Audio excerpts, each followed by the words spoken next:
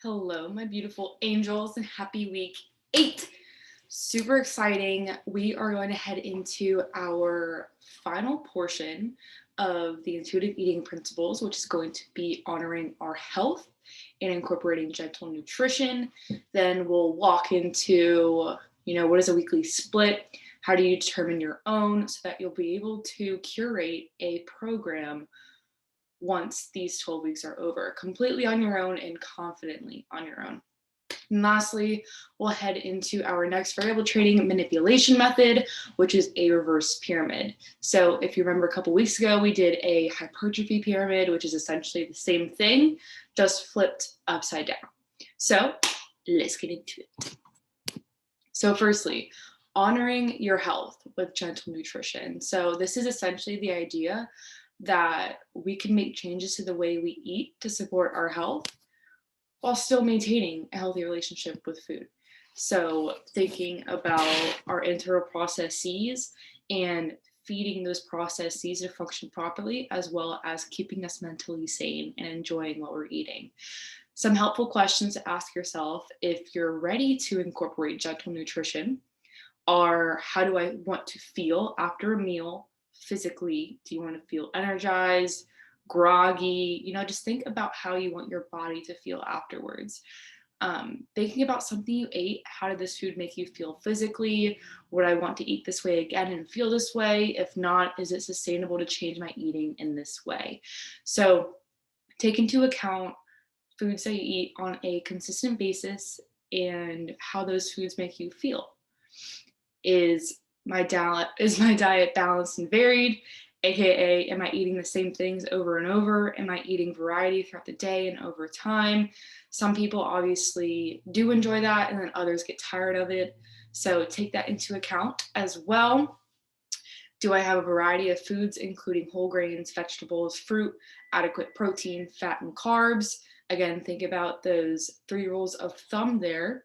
Lastly, is my nutrition supporting my digestive health?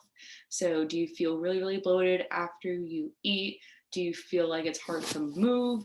Do you feel just like groggy and crusty and gross? Those are things to take into account if you're ready to hop on a little bit of gentle nutrition and incorporate that into intuitive eating. So, an example, I had a craving for chocolate. And before I got up to grab some, I checked in with my body and realized I was physically pretty hungry. Like my body was growling. I needed some fucking food. And I knew that chocolate would satisfy my taste buds, but it wouldn't give me the energy and overall satiety I needed. So I decided to prepare a balanced meal. A balanced meal would be something with protein, carbs, veggies, and healthy fats incorporated in there. So it was a caprese sandwich with fruit. Afterward, I still wanted that chocolate, so I had some. So I ate what would satisfy me, but also made sure I checked in with my body and honored all of my body's needs. So, what is a weekly workout split?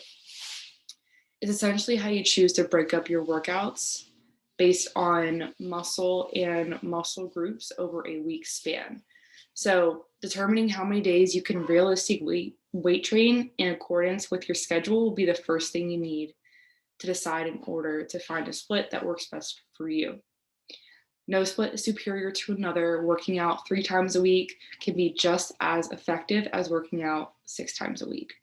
The goal is to hit each muscle group 2 or 3 times a week to initiate enough stress to tear, repair, and build back more muscle.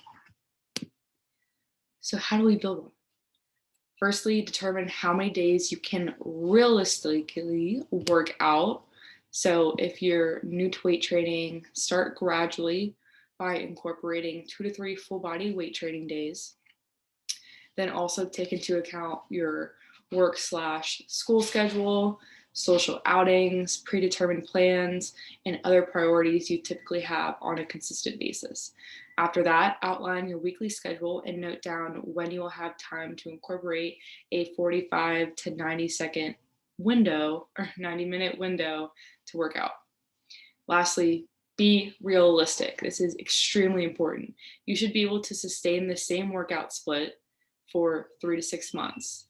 And obviously, that'll change as you go through new seasons of life. But realistically, you should be able to stick to a singular split for that amount of time. And so these are just examples of a few. So this is how you're going to determine how you want to break up your muscle groups into different days. So 2, 3, 4, 5, and 6 day splits down below. You can always come up with your own.